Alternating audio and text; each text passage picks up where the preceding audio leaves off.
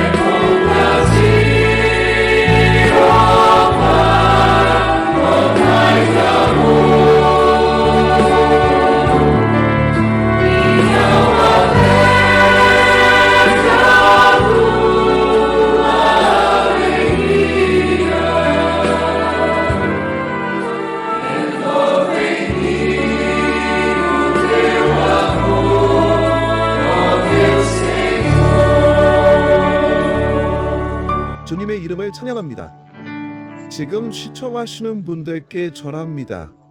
놀라운 일이 있습니다. 우리가 주님께 찬양할 때 찬양은 우리를 자유롭게 합니다. 그것은 구원받은 영혼이 드리는 예배입니다.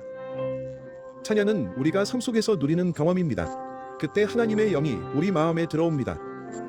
그러면 모든 슬픔, 괴로움, 억압이 사라지고 대신 성령의 기쁨이 찾아옵니다.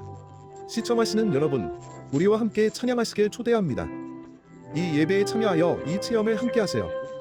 이제 우리가 부를 찬양은 세상이 줄 수 없는 평화에 관한 찬양입니다. 예수님께서 지금 주시려는 평화이기도 합니다. 얼마나 달콤한 평화인지요. 주님을 찬양합시다. Yeah.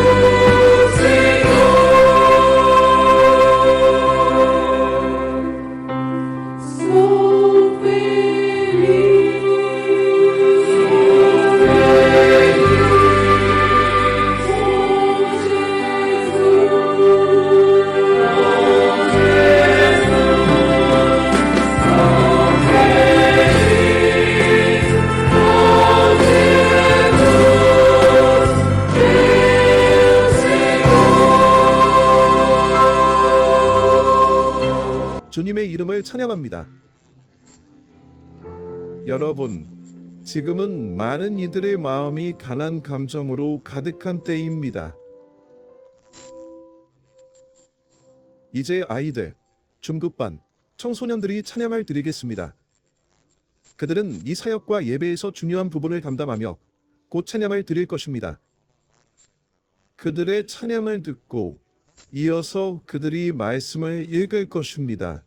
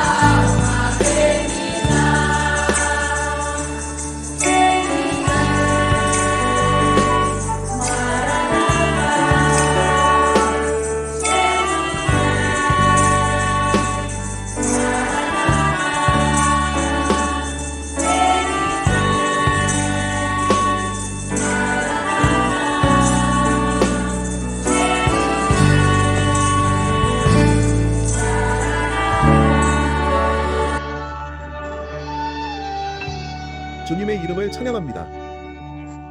아이들이 부른 이 찬양은 하나의 선언입니다. 마치 외침 같고 교회의 외침입니다. 특별하고 놀라운 순간을 알리는 선언입니다. 교회가 기다리는 그 순간 말입니다. 이제 중급반 아이들과 청소년들이 일어나 성경 구절을 읽겠습니다.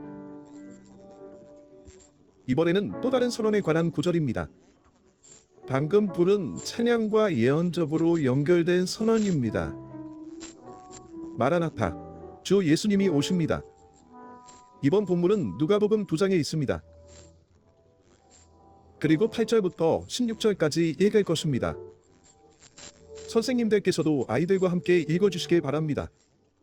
아이들과 보조를 맞춰주시기 바랍니다.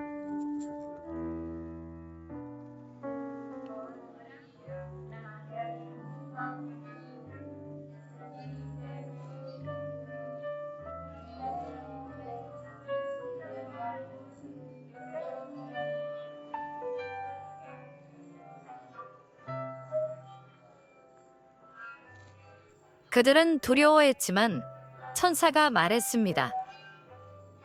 두려워하지 마십시오. 저는 모든 사람에게 큰 기쁨이 될 좋은 소식을 전합니다. 오늘 다윗의 동네에서 여러분을 위해 구주, 곧 그리스도 주님이 태어났습니다.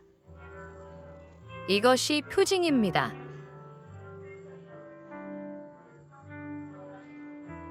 아기가 천에 쌓여 구유에 누워있는 모습을 보게 될 것입니다. 그때 갑자기 많은 하늘의 무리가 천사와 함께 나타나 하나님을 찬양하며 말했습니다.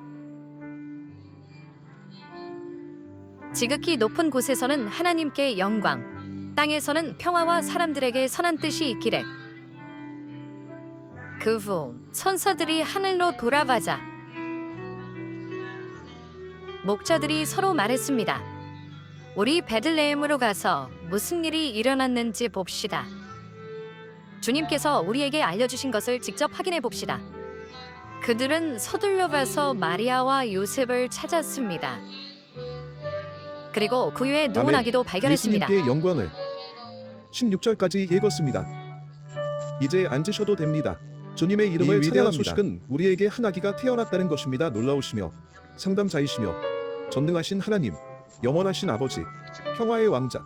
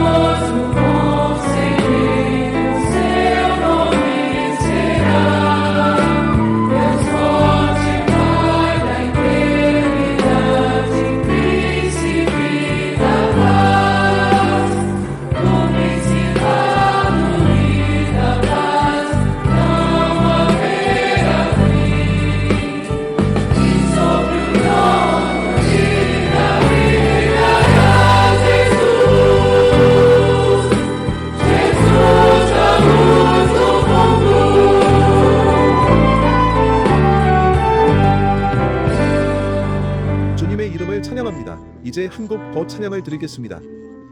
이 찬양 후에 오늘을 위한 특별하고 의미 있는 메시지가 전해질 것입니다.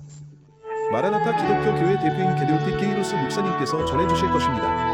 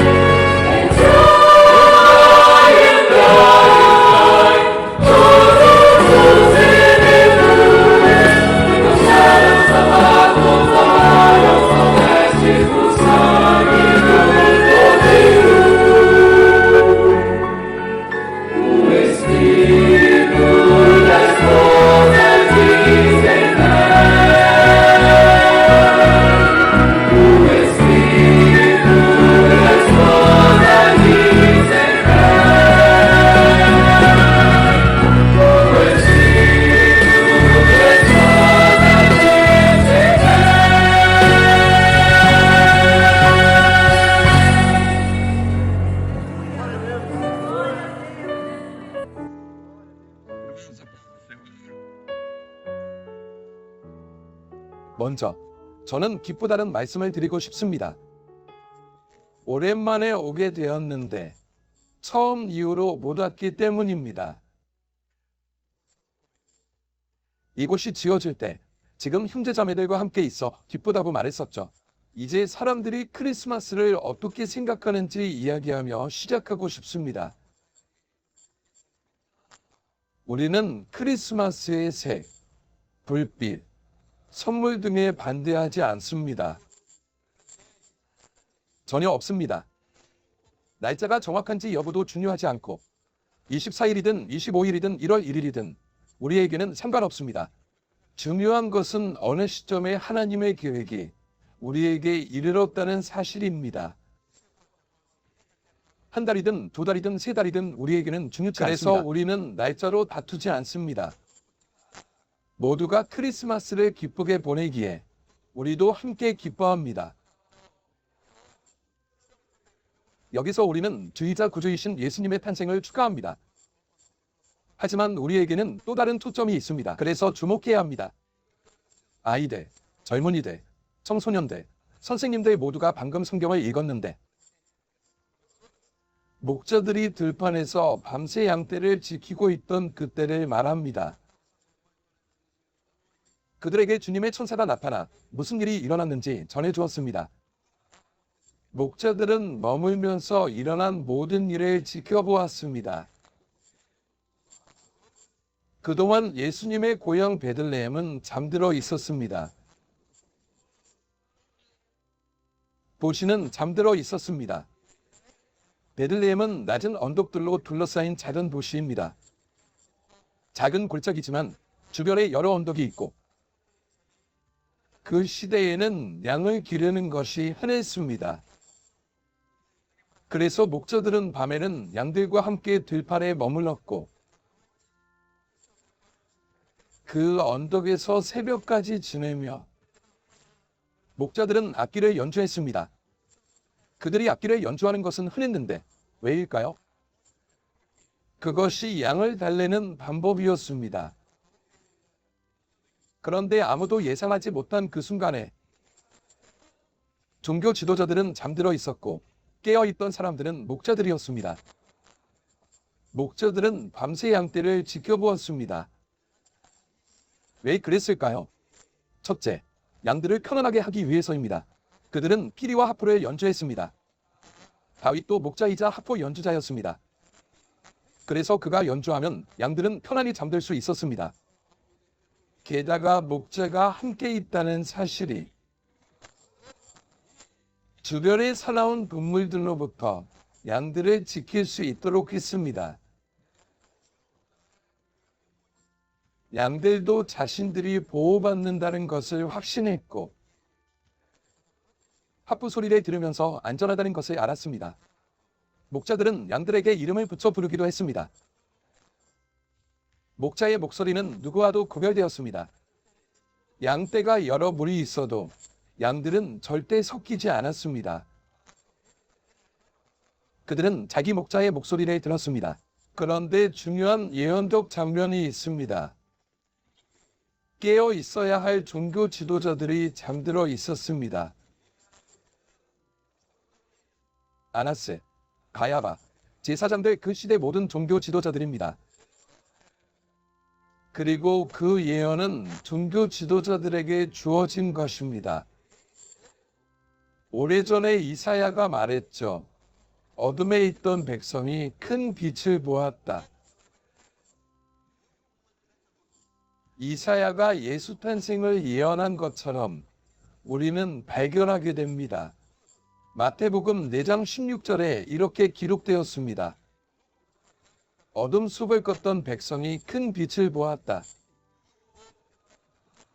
이제 첫 번째 차이점을 살펴봅시다. 구약 이사야 선지자의 첫 번째 본문을 보면 이렇게 말합니다. 어둠 속에 있던 백성이 큰 빛을 보았습니다. 히브리어로 빛을 가리키는 단어는 보르, 오어입니다. 언젠가 사라질 빛, 소멸될 빛입니다. 그것은 창조된 빛이기에 결국 사라집니다. 모든 창조물은 끝이 있기 때문입니다. 신약에서도 같은 문구가 등장합니다. 어둠 속에 있던 백성이 큰 빛을 보았다. 그리스어로는 포스, 파스, 인데. 이 빛은 우리가 크리스마스 트리에 다는 조명과 전혀 다릅니다. 가게 장식과도 다릅니다. 저는 그것이 예쁘다고 생각해요. 저는 전혀 반대하지 않습니다. 아름다운 시기라고 봅니다. 사람들은 옷도 더 멋지게 입고 맛있는 것도 먹고 서로 모여서 조금 더 소비하기도 하죠.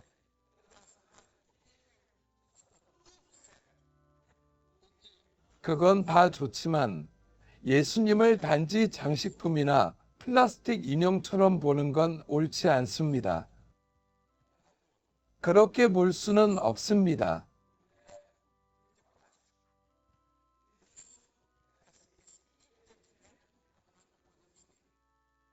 예를 들면 작은 송아지나 양 같은 장식은 아이들이 좋아하지만 그 아이에게 단순한 장난감 아기가 태어난 게 아니다라는 점을 알려줘야 합니다.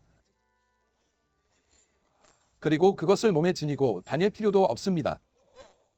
어떤 종교적 행위는 예수님의 빛을 노르러만 보인다고 나타내곤 합니다.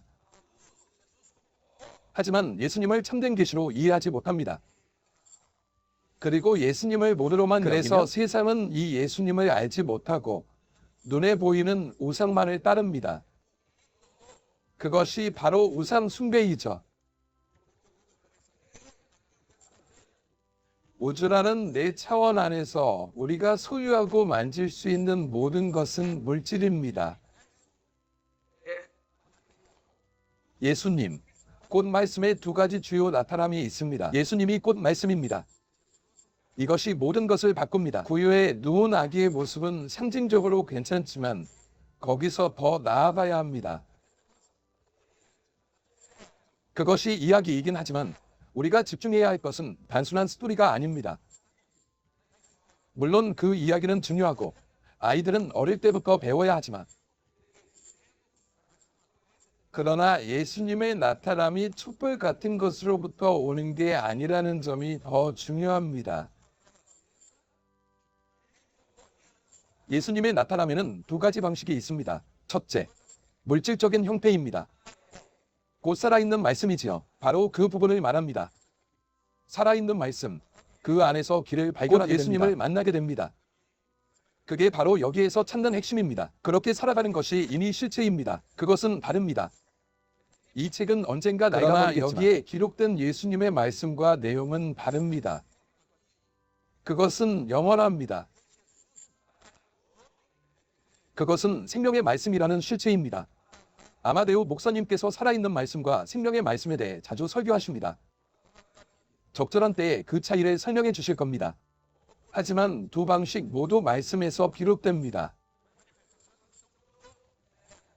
인류 역사에서 하나님의 계획을 가리키는 두 단어가 있습니다. 그것이 말씀과 로고스입니다.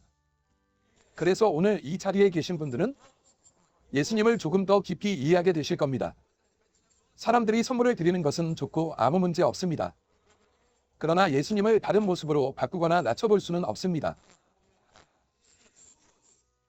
예수님을 하찮은 자리로 밀어 넣을 수 없습니다. 형제들이여, 세상의 일반적 기독교 시각으로 예수님을 축소해서도 안 됩니다. 우리는 하나님의 종으로서 예수님이 문 앞에 계신다는 소식을 전합니다. 목자들은 들판에서 양떼를 지켜야 합니다.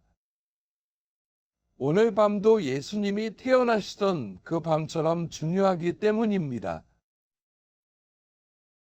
아무도 예상하지 못한 놀라운 일이었지만 목자들은 그때 깨어 양떼를 지키고 있었습니다. 그리고 이 시간은 밤이었습니다. 형제들이여, 모든 것이 괜찮지만 우리가 알아야 할 것은 지금 우리를 이끌고 확신을 주는 것은 바로 예수님의 빛이지 바깥의 어둠이 아닙니다. 그러므로 지금부터 두 가지 중요한 측면을 살펴볼 것입니다. 이것은 근본적이며 창조적 명령입니다. 성경은 거둠 속에 있던 백성이 큰 빛을 보았다고 말합니다. 이는 창조의 역사입니다. 창조의 빛이고 호스는 구원의 빛입니다. 마태복음의 거둠 속에 있던 사람들이 큰 빛을 보았다라고 먼저 나오죠. 이사야 9장 2절에서 시작됩니다. 그리고 계속 말씀드리면 우리는 여기서 말씀과 로고스라는 용어를 쓸 것입니다. 왜 그렇습니까? 왜냐하면 어떤 형태의 기독교가 이것을 전혀 모르지는 않지만 말씀은 철학자들이 사용했던 특정 용어로 간주되기도 했습니다. 로고스는 인간에게 시간을 나타내는 개념이었습니다. 철학자들에게 로고스는 측정 가능한 시간이지만 하나님께는 그렇지 않습니다. 로고스는 오늘이자 지금이며 내일이자 영원입니다. 그리고 어제도 마찬가지입니다. 예수님은 영원하시기 때문입니다. 예수님의 영원성을 빼앗아 장식품으로 만들어 버리는 것은 가장 잘못된 일입니다. 영원한 계획을 버리고 인간적 계획으로 대체하면 사람들이 좋아할지 몰라도 전할 메시지가 사라집니다. 그렇게 되면 사람들은 결국 다음 날이 되면 해체되어 다음 해까지 상자에 보관되고 다음 크리스마스 때까지 잊혀집니다. 그게 현실입니다. 형제들이여, 우리는 지금 주 예수님의 오심을 기다리는 때에 있습니다. 단지 과거의 종교적 시설을 붙들고 그것으로 살아갈 수는 없습니다. 우리는 누구도 심판하지 않습니다. 그건 우리의 일이 아니니까요. 모두가 스스로를 돌봐야 합니다. 그리고 우리의 역할은 이 메시지를 전하는 것입니다. 12월 1일부터 형제자매들에게 계속 전해왔습니다. 많은 것이 달라졌습니다. 지금 사역은 어떤 방향으로 가고 있는데 그 방향은 빛의 향한 길입니다. 주님의 말씀에 이렇게 기록되어 있습니다. 성경의 계시가 로고스래. 그리고 그 계시는 곧 성경 자체이며 로고스는 성경 안에 있으므로 이 성경적 계시는 로고스를 시간 안으로 가져와서 인류 역사 속에 들어오게 합니다. 폭발적 힘을 지니는데 잠재된 에너지가 있기 때문입니다. 또한 같은 원천으로부터 생명의 힘을 갖습니다. 결국 잘 꾸며진 예쁜 고유 장식이 전부가 아니라는 겁니다. 그런 건 실제로 존재하지 않습니다. 무엇이든 원하시는 대로 즐길 수 있습니다. 빛과 색을 누릴 권리는 저도 당연히 그것이 아름답고 하나의 선물이라고 생각합니다. 문제는 그것이 아니죠. 하지만 성경이 말하는 예수님에 대한 계시는 세상이 보여주는 것과 다릅니다. 왜 그렇습니까? 이 예수님은 창조하시는 동시에 자신을 나타내십니다. 곧 인류를 창조하셨고 우리에게 자신을 계시하십니다. 성경에 이렇게 적혀 있습니다. 그분 안에서 모든 것이 창조되었다고. 곧 하늘과 땅, 보이는 것과 보이지 않는 모든 것이 그분으로 말미암아 그분을 위하여 지음받았습니다. 왕자든 통치든 주권이든 권세든 모든 것은 그분으로 말미암고 그분을 위하여 창조되었습니다. 사람들은 모든 것이 예수님에 의해, 예수님을 통해, 그리고 예수님을 위해 창조되었다는 사실을 모릅니다. 골로새서 1장 16절부터 17절을 읽어볼까요? 화면에 나오나요? 저와 함께 읽으실 수 있습니다. 네, 모두 함께 읽어주세요. 그분은 모든 것에 앞서 계시고 모든 것은 그분 안에서 존속합니다. 이것이 바로 핵심입니다. 그분의 말씀도, 여러분의 삶도 그분께서 안전하게 지켜주십니다. 그분이 말씀을 거두시면 우리의 삶은 끝납니다. 그분이 다스림을 거두시면 세상은 큰 소리와 함께 사라집니다. 세상의 내부 요소가 풀어지고 그 모든 일도 허물어질 것입니다. 하늘과 땅은 사라져도 그분은 영원히 계십니다.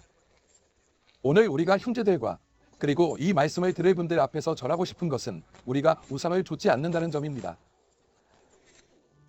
또한 형상이나 플라스틱 조각 같은 것을 필요로 하지 않습니다.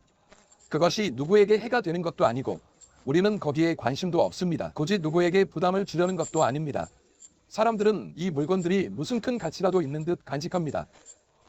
그러므로 계시, 곧 말씀이신 분은 예수님이십니다. 예수님이 곧 말씀입니다.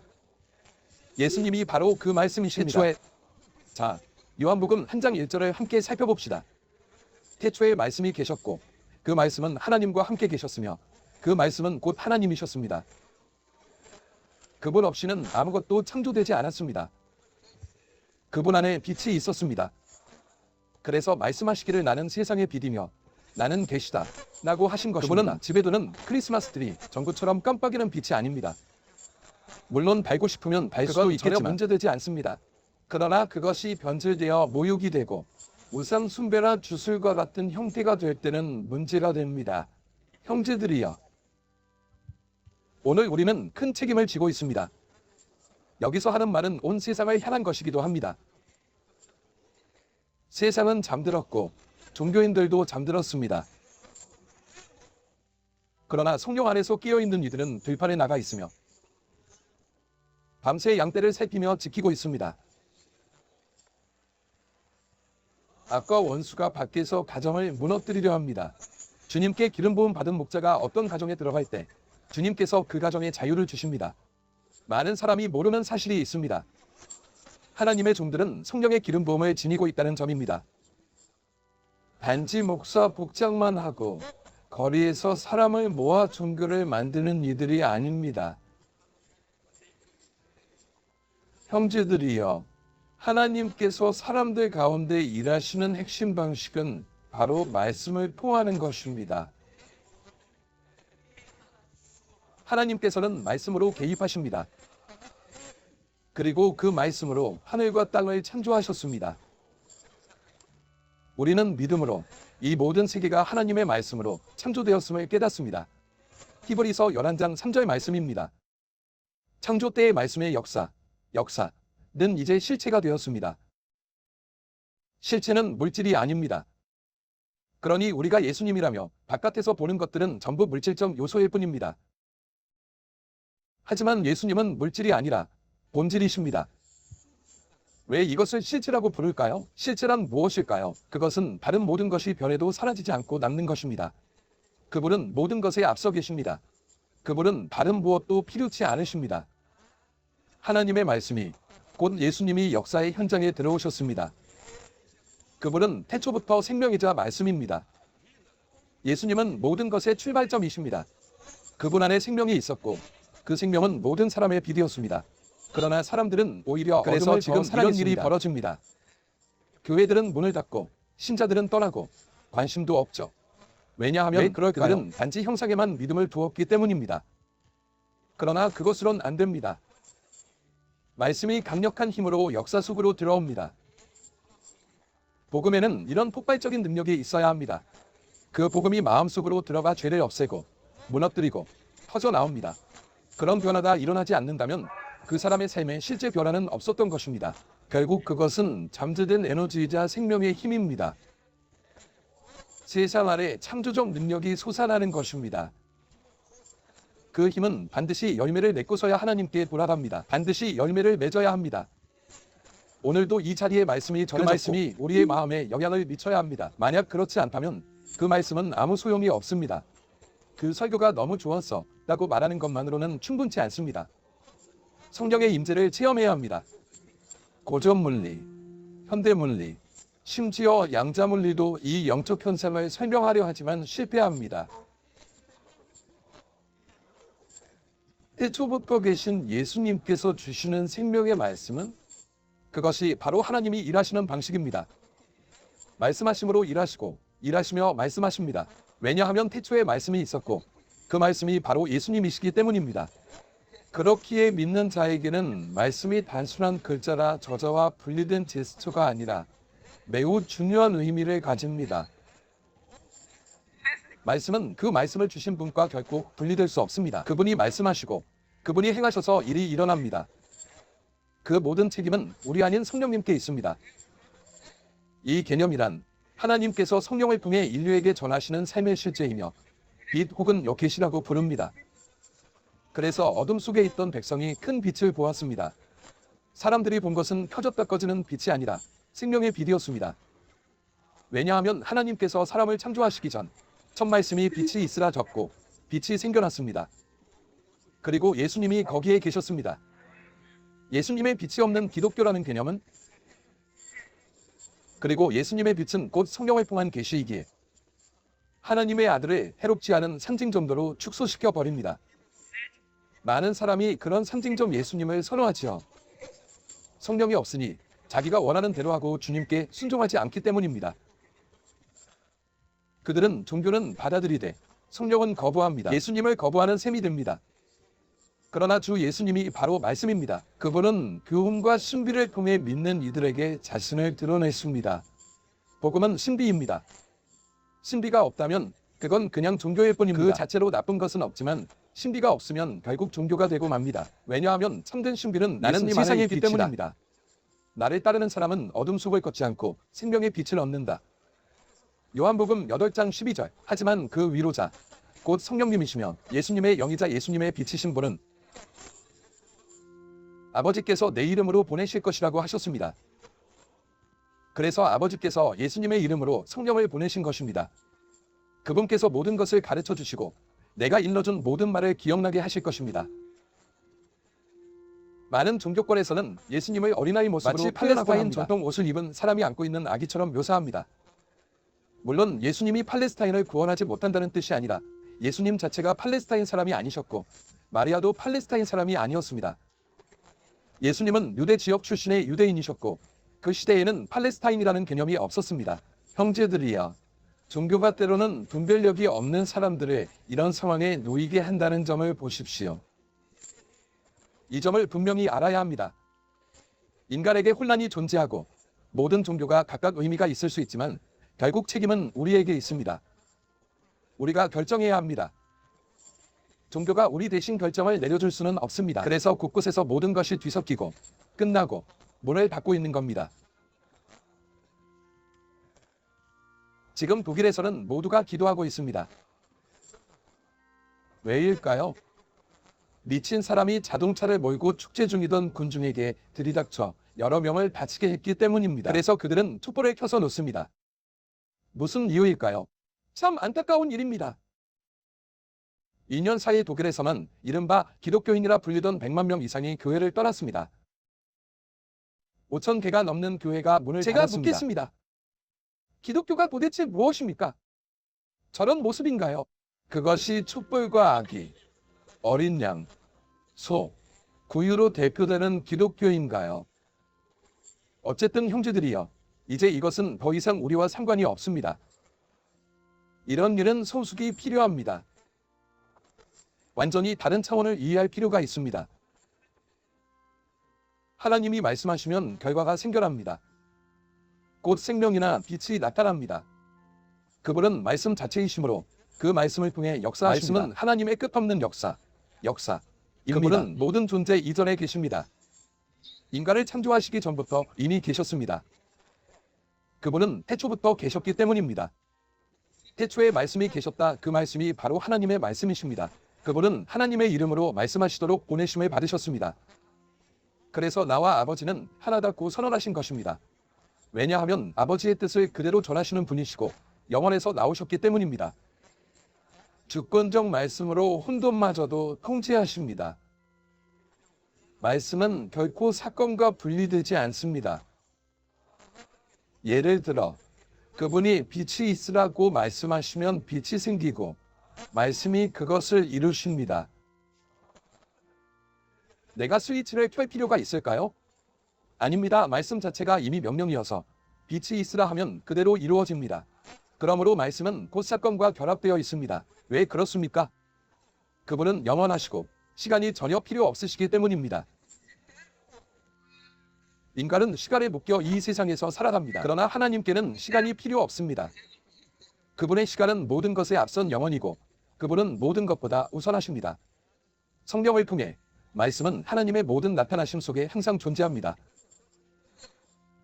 하나님은 예수님과 성령님을 통해서만 자신을 드러내십니다. 그분들은 창조 세계를 보존하시고 전체 말씀을 밝히 비추십니다. 형제들이여, 하나님의 말씀은 목소리와 말들을 이끌어내며 구원의 역사에서 작용하는 다양한 형태, 표적, 사건을 만들어냅니다. 이는 빛 속에서 움직이는 창조의 한계를 뛰어넘는 일들입니다. 예레미야야, 무엇을 보느냐? 저는 아몬드나무 가지를 봅니다. 이는 내 말씀이 이루어지는지 내가 지켜보기 때문이다. 다른 사람은 아무도 그 아몬드나무 가지를 보지 못했습니다. 그러나 선지자는 봤습니다. 왜냐하면 그것은 하나님의 계시, 곧 하나님의 신비였기 때문입니다. 그분은 이렇게 말씀과 다양한 형태를 빚어 나타나십니다. 그 나타남이 바로 세상의 빛이신 예수님이십니다. 그래서 하나님의 말씀에 그의 이름은 보카운셀러, 전능하신 하나님, 영원하신 아버지라 불릴 것이라고 되어 있습니다. 예수님은 그 어떤 종교의 산물이 아닙니다. 예수님은 영원의 아버지이십니다. 그분은 종교인들에게 아무것도 의존하지 않으십니다. 당신이 예수님을 받아들이면 그분이 당신 마음 안에서 역사하십니다. 그분은 누구에게도 허락을 구하지 않으시고 당신 마음에 들어오십니다. 그분은 주권자이시고 믿음은 인간에게서가 아니라 위로부터 오기 때문입니다. 그 믿음은 하나님의 선물이지 사람이 착하거나 부유하거나 선행을 한다고 주어지는 게 전혀 아닙니다. 그렇지 않습니다. 믿음은 오직 은혜로 주어집니다. 하나님이 말씀하시면 그 말씀으로 말미암아 결과가 일어납니다. 세상을 창조하시며 모든 피조물과 만물을 존재하게 하십니다. 주권적 말씀으로 생명을 부여하십니다. 그분이 말씀하시면 하늘이 닫히기도 열리기도 합니다. 우리의 삶은 전적으로 그분 손에 달려 있습니다. 그것은 그분의 살아있는 말씀에서 비롯되는 모든 활동을 포괄합니다. 바로 이것이 핵심 원리입니다. 그분은 하늘과 땅의 하나님이십니다. 말씀 속에 담긴 숨겨진 기초와 현상을 보십시오. 그 모든 것은 말씀 안에 있으며 그것이 곧 믿음에 보이지 않는 실체입니다. 참된 믿음은 가둘 수 없습니다. 반면 철학적 믿음은 아무런 가치가 없습니다. 왜냐하면 그것은 이 땅의 삶과 인간성에 속한 것이기 때문입니다.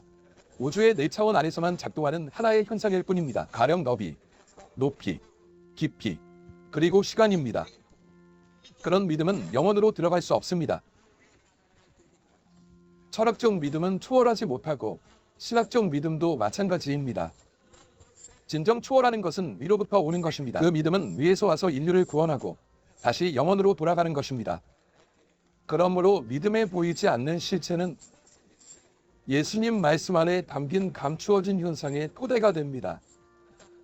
결국 믿음과 말씀은 모두 보이지 않는 믿음의 실체들입니다.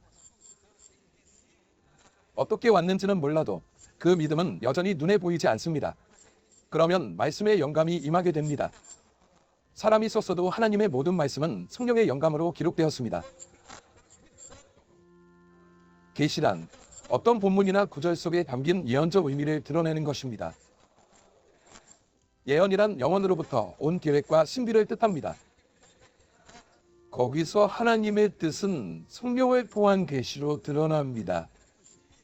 빛 혹은 계시, 즉 포스는 역사와 예언, 그리고 신앙의 해석을 인도하는 요소입니다. 이것이 없으면 그저 산만한 해석, 인간적 변증 혹은 프로페네우티카가 될 뿐 전혀 가치가 없습니다. 왜냐하면 전부 인간적 이성일 뿐이니까요. 인간이 왜 가치를 지니는가? 물론 이 세상에서만 통하는 이야기입니다. 인간은 일시적 존재이지만 위로부터 주어지는 믿음은 영원합니다. 그 믿음은 사람에게 달린 게 아니라 하나님의 선물입니다. 믿음으로 우리는 이 우주가 하나님의 말씀으로 창조되었다는 사실을 깨닫습니다. 그래서 보이는 것들이 눈에 보이는 제대로 된 것이 아니었음을 알게 됩니다. 지금 이 말씀을 이해하시겠습니까? 나무로 만들어진 것도 아닙니다. 그렇지 않습니까? 이 세상이 단순 물질로 창조된 것이 아니라 우리가 보는 물질 세계와는 다릅니다. 그래서 그 신비를 아무도 완전히 풀지 못하는 것입니다. 왜냐하면 모든 세계가 그분의 말씀으로 창조되었기 때문입니다. 하나님의 말씀은 다양한 소리와 말, 그리고 사건을 일으킵니다. 그 말씀은 빛으로 가득한 이야기와 신중한 과정을 형성해냅니다. 구술된 말씀을 통해 우리가 말씀으로 깨닫게 된 것은 바로 들은 대로 보고 깨닫게 된다는 것입니다. 그리고 가장 위대한 예언적 사건 속에서 말씀이 육신이 되셨습니다. 예수님께서 영원에서 내려오실 때 사람이 헤아릴 수 없는 영광을 지니고 이 땅에 오셔서 죽으시고 부활하셨으며 성령을 우리에게 두고 가셨습니다. 이것이 바로 오늘 당신에게 필요한 것입니다. 그렇습니다. 그리고 오늘 이 자리에 계신 많은 분들도 이것이 꼭 필요합니다. 만약 단순히 종교를 찾는 거라면 여기에 오지 않는 편이 낫습니다. 하지만 하나님과 진정한 체험을 원하신다면 바로 이곳이 왜냐하면 있어야 할 자리입니다. 그리스도의 몸, 곧 교회의 일부이기 때문입니다. 필요로 하는 모든 이들에게 열려 있는 곳입니다. 주님의 말씀은 결코 사라지지 않으며 그 말씀은 영원하신 분이시기에 영원히 남습니다. 이 말씀들은 지혜로부터 흘러나옵니다. 왜냐하면 이것들은 그저 흔한 말이 아닌 예수님의 친히 하신 말씀입니다. 그러므로 형제들이여, 예수님의 말씀은 의심의 여지가 없습니다. 하늘과 땅은 사라져도 내 말은 사라지지 않는다. 우리가 말씀을 로드로 말할 때 우리는 살아있는 존재를 가리키는 것입니다. 지금 여기에 계신 살아있는 분에 대해 말하는 겁니다. 그분을 체험해본 이들은 이미 알고 있습니다.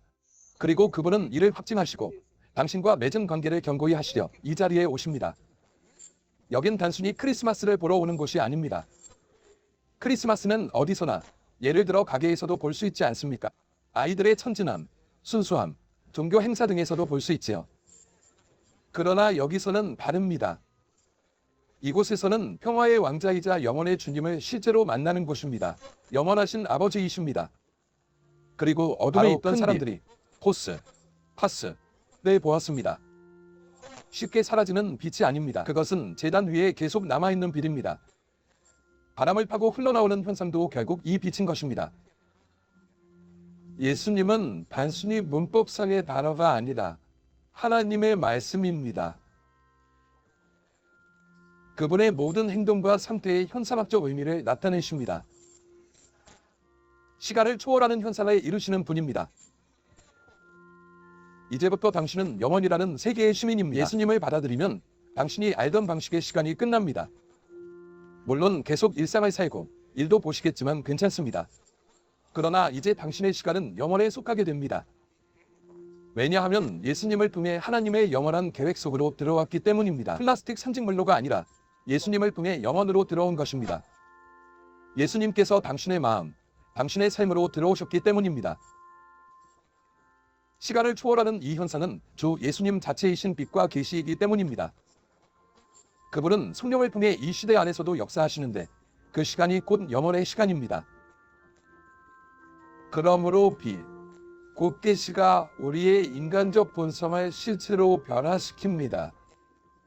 당신은 이 삶에서 다음 단계로 실체, 본질로 옮겨가게 됩니다. 왜냐하면 물질인 육체는 여기 남지만 그 실체는 영혼에 속하기 때문입니다.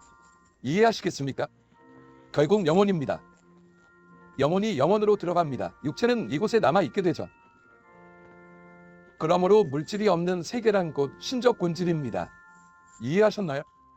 다시 말하지만 물질이 없는 세계가 곧 하나님의 본질입니다. 거기에는 현재도 과거도 미래도 없지요. 그렇다면 당신의 현재란 무엇입니까? 지금도 좋지 않고 과거는 더 나빴으며 미래도 기대할 것 없다고 생각한다면 과연 누가 거기서 희망을 찾겠습니까? 우리는 어둠이나 허무의 예언자가 아닙니다. 오래 살 수 있다면 오래 사십시오. 얼마나 오래?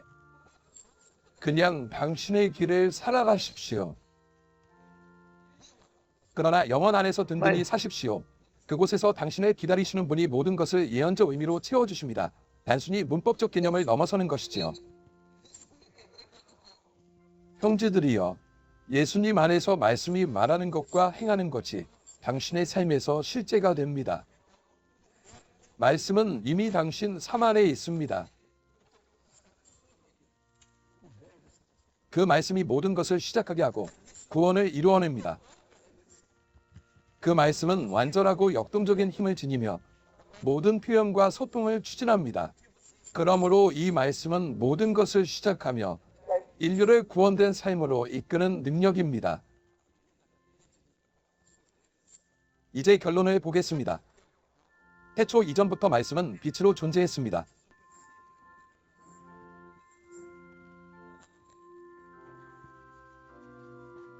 복음은 빛을 향해 나아가지만 세상은 어둠으로 향해 갑니다. 인간의 이성은 어둠으로 이끌고 계시는 인간을 빛으로 인도합니다. 태초에 말씀이 계시니라.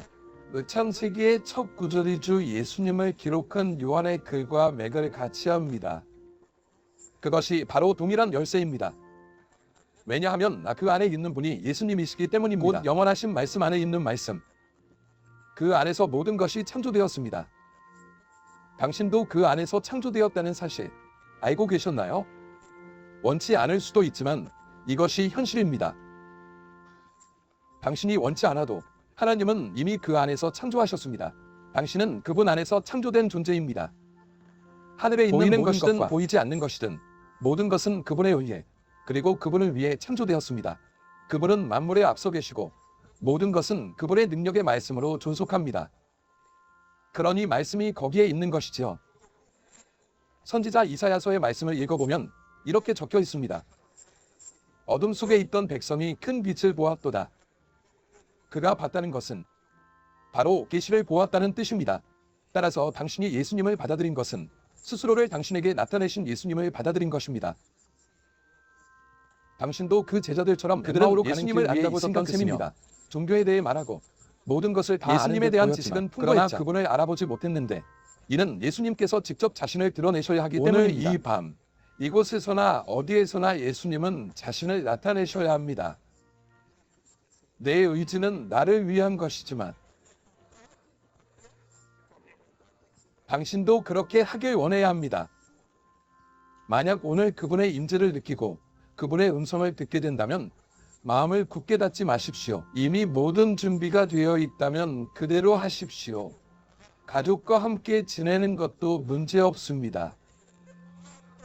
그러나 꼭 기억하세요. 영적 삶이 최우선임을. 모든 것은 그분 안에서 창조되었고 그분에 의해 지음받았습니다. 이제 다 함께 일어납시다.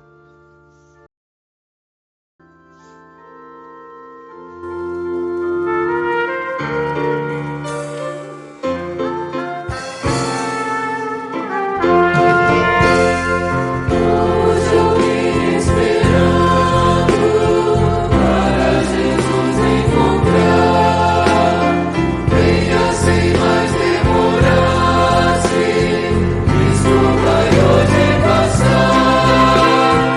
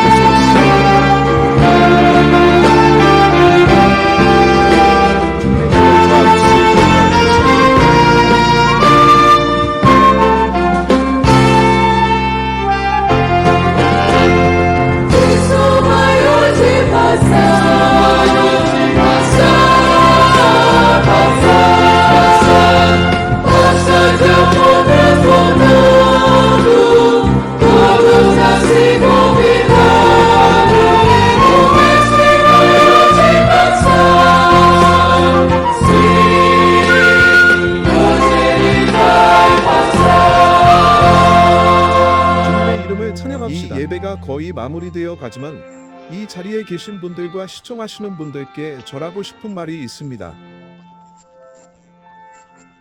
바로 지금 여러분이 체험하고 있는 이 빛은 계속해서 빛나고 있습니다. 이는 여러분의 모든 날에 영향을 미치는 체험이기도 합니다. 그것이 곧 주님을 섬기며 예수님과 동행하는 삶입니다. 그리고 시청 중이신 분들이 취할 수 있는 또 다른 단계들이 있습니다. 지금 이것을 안내해 드리고자 합니다. 첫째로 화면에 보이는 번호 0800-707-3076와 그 옆에 QR코드가 있습니다. 휴대전화 카메라를 QR코드에 갖다 대시면 지금 대기 중이신 목사님도 계셔서 당신 이야기를 들어드리고 성경 구절을 전해드리며 메시지를 나누고 함께 기도해드립니다. 이 모든 것은 완전히 무료이며 어떠한 헌금이나 기부도 요구하지 않습니다. 무언가를 판매하려고도 하지 않습니다. 이것은 이 빛이 비치는 삶을 계속 살아가는 것과 관련됩니다. 또한 최근에 있었던 한 행사에 대해 말씀드리고 싶습니다. 바로 트럼펫시 이 페스터즈라는 행사입니다. 링크로 연결되는 QR코드도 함께 제공됩니다. 아직 못 보셨다면 이 행사를 시청하실 수 있습니다. 휴대전화 카메라를 갖다 대시기만 하면 됩니다. 그러면 트럼펫시 이 페스터즈 페이지로 연결됩니다. 그 행사에서 전해진 말씀들을 꼭 들어보시길 권합니다. 또한 이번 예배에서의 당신 경험도 우리와 나눌 수 있습니다. 우리는 여러 플랫폼으로 참여하고 계셔도 이렇게 함께 예배를 드릴 수 있습니다. 또 우리와 소통할 수 있으니 이것이 큰 축복입니다. 이제 기도하겠습니다. 이 체험에 함께 하시도록 초대드립니다. 이 예배를 주님의 제단에 올려드립니다.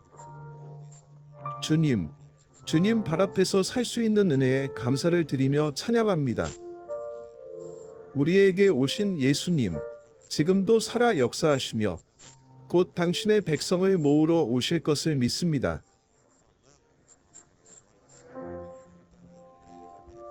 이 놀라운 역사를 인해 주님의 이름을 찬양하고 영광을 돌립니다. 언젠가 우리를 만나주신 그 축복을 인하여 주님, 당신께서 우리 각각을 당신의 임재 안으로 초대해 주셨습니다.